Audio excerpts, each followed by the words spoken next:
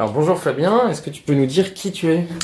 Bonjour, je m'appelle Fabien Duquesne, j'ai 31 ans, je suis assistant parlementaire ou collaborateur parlementaire pour un sénateur Union de la Gauche qui siège au groupe communiste, républicain et citoyen.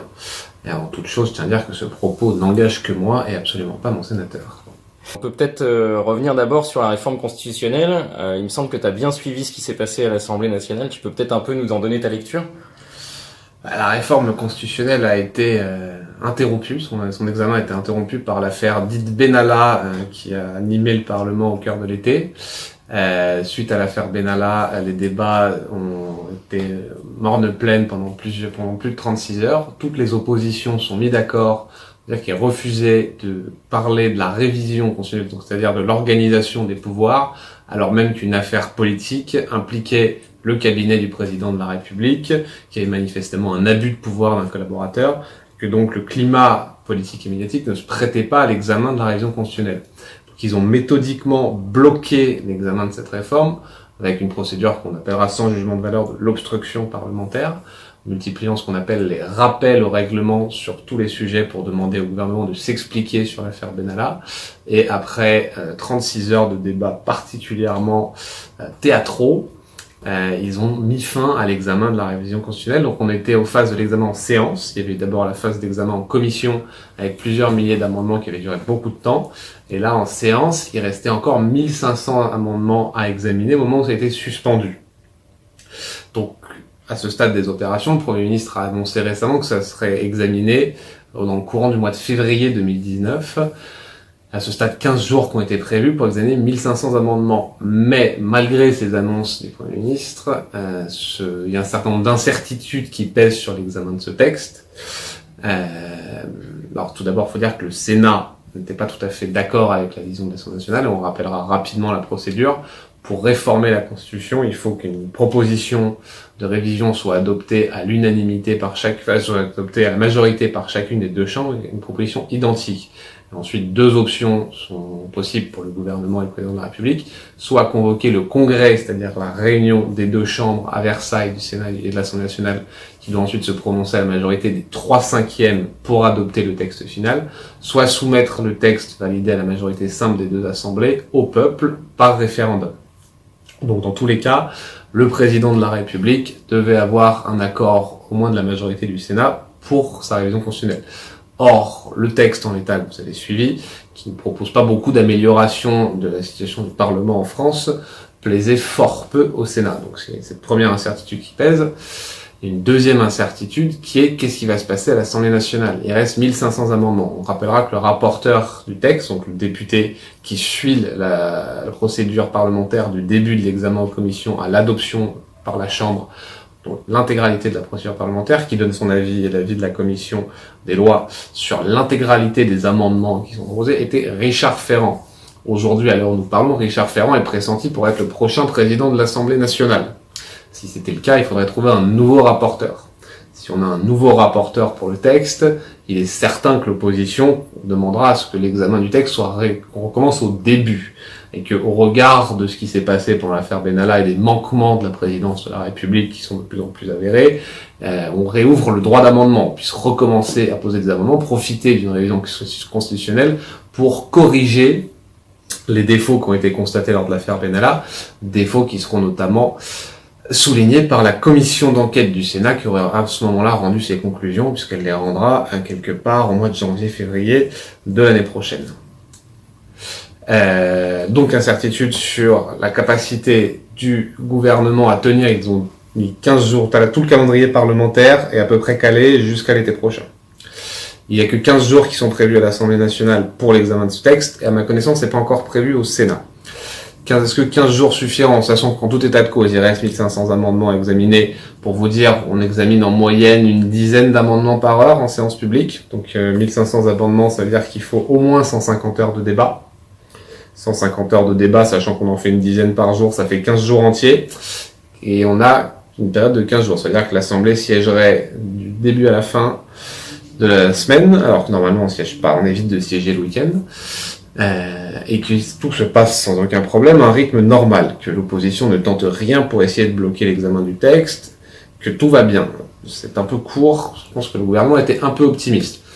même s'ils arrivent à leur fin à faire voter par l'Assemblée nationale au mois de février le projet de révision constitutionnelle, le texte arrivera ensuite au Sénat. Et vu le calendrier, a priori pas avant l'automne 2019. Sachant que l'automne, dans le calendrier parlementaire, est en général réservé à l'examen du budget et du budget de la sécurité sociale, ce qu'on appelle le projet de loi de finances et le projet de loi de financement de la sécurité sociale. Donc à partir de la mi-octobre, les deux chambres sont concentrées sur le budget. Donc ça veut dire qu'il faudrait examiner le texte au Sénat entre la mi-fin septembre et la mi-octobre. Un délai assez court, sachant qu'il y a d'autres projets sur le feu. Et si c'était pas le cas, s'ils n'arrivaient pas à tenir ce délai, on serait tout de suite reporté au premier trimestre 2020. Le premier trimestre 2020, ça sera la campagne des élections municipales. Est-ce que le gouvernement a envie d'ouvrir ce débat pendant la campagne des élections municipales? Est-ce que le gouvernement a envie d'organiser un référendum après les élections municipales qui se passent historiquement mal pour le pouvoir en place à chaque fois depuis 4 ou 5 gouvernements? Un référendum qui deviendrait donc extrêmement incertain, et ce serait un revers manifeste pour le président de la République si sa révision constitutionnelle était refusée par le peuple français, qui vote parfois, pas forcément sur l'objet du texte, mais uniquement pour exprimer un désaccord vis-à-vis du président. Voilà, c'était un peu long, un peu complexe, mais j'espère que c'était clair. Merci Fabien. Est-ce que tu peux nous préciser d'où viennent les réticences du Sénat par rapport à cette réforme constitutionnelle? Alors, les réformes constitutionnelles, depuis un certain temps, ont plutôt eu tendance à renforcer les pouvoirs du Parlement. Là, c'est pas le cas, puisqu'on réduit le nombre de parlementaires. Ce qui est présenté comme une mesure d'économie fait pas vraiment de sens, à dire vrai. Il y a en France environ un parlementaire pour 100 000 habitants. C'est une moyenne dans des pays de l'Union européenne qui est respectée à peu près partout. Et l'exemple qu'on avance souvent, c'est celui des États-Unis pour dire qu'il y a que 600 parlementaires pour l'ensemble des États-Unis pour 300 000 habitants, mais c'est un peu vite oublié qu'aux États-Unis, il y a en fait 50 parlements dans chacun des États, et qu'il y a en plus un parlement fédéral qui représente les parlements et les citoyens de chacun des États. Mais il y a beaucoup plus de parlementaires en fait aux États-Unis que le seul Sénat et la seule Chambre des représentants. Donc on veut diminuer le nombre de parlementaires, alors même qu'ils doivent déjà suivre les problèmes de 100 000 électeurs. Donc cette réduction du nombre de parlementaires ne plaît à personne. Aucun parti politique, qui soit de gauche ou de droite, et que les partisans du président de la République qui défendent cette mesure, sinon tout le monde est contre. Et c'est pas juste pour garder des avantages, c'est parce que le nombre de parlementaires correspond à la population française, que les parlementaires sont spécialisés dans un certain nombre de tâches, et que donc réduire le nombre de parlementaires, c'est réduire les capacités de travail du Parlement, et donc c'est affaiblir encore plus le Parlement. Donc ça c'est le premier point. Le Sénat s'oppose à la réduction du nombre de parlementaires. Le Sénat s'oppose aussi à la réduction du droit d'amendement, qui est l'une des mesures les plus complexes et les plus dangereuses du projet de loi de révision constitutionnelle, c'est limiter le droit d'amendement des parlementaires en considérant qu'ils font trop d'amendements, c'est-à-dire trop de propositions de modification de la loi. Or, c'est la base du travail du parlementaire que de proposer des modifications de la loi. Il faut savoir aujourd'hui que 80 à 90% des lois qui sont votées dans ce pays sont proposées par le gouvernement et pas par le Parlement. Donc on est déjà dans un déséquilibre profond dans la manière dont la loi est rédigée. C'est pas le législateur qui est le Parlement qui est l'origine de la loi, c'est le gouvernement qui est censé exécuter les lois. On a déjà un déséquilibre fort et on souhaite renforcer ce déséquilibre en diminuant le droit d'amendement des parlementaires. Donc ça c'est notre problème, c'est notre opposition forte du Sénat qui refuse le droit d'amendement, la baisse de la diminution du droit d'amendement. La troisième réticence du Sénat, alors par contre pour le coup je la partage pas. La droite est majoritaire au Sénat, les Républicains, et la droite s'oppose historiquement à l'introduction d'une dose de proportionnel dans les modes de scrutin, que ce soit au Sénat ou à l'Assemblée nationale.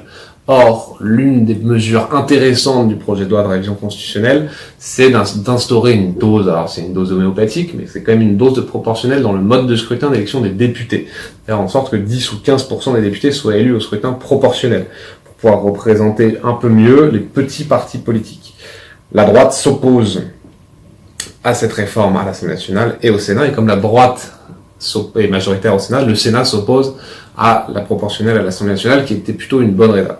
Mais les deux obstacles majeurs du Sénat, ce sont la réduction du nombre de parlementaires, qui voudrait dire une réduction drastique du nombre de sénateurs, et en fait, il y aurait 30 à 40% des départements français où il n'y aurait plus qu'un seul sénateur, ce qui pose des problèmes, ce qui pose des problèmes pour la parité aussi, accessoirement. Et la baisse du droit d'amendement qui affaiblirait le pouvoir du Sénat et le pouvoir du Parlement dans son ensemble.